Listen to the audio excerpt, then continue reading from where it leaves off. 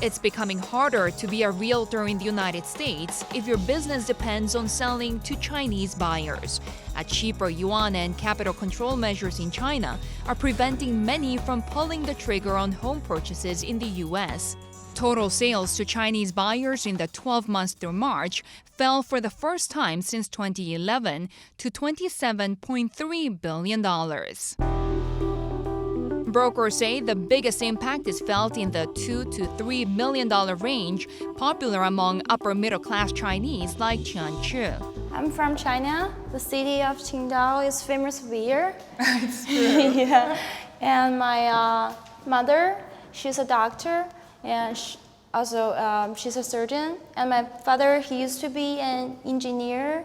Tian is just one of the many educated Chinese that want to settle down and buy a house in the U.S. The air pollution in China is getting serious recent year, so my parents really want a good experience to live after they retire. Tian's plans are on course because she's prepared for the move for 3 years and has exchanged all her yuan into dollars, an experience not shared by many of her Chinese friends who Tian says are now struggling.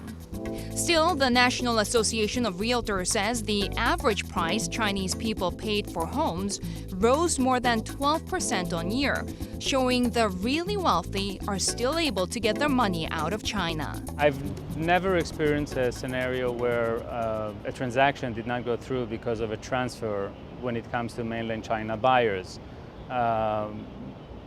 Those who buy in New York are very affluent. They are the top of China. The money is already out. We need to find a way to route it to New York. It could be in the United States, it could be in Europe, and it could be in anywhere else, but it's definitely out of China.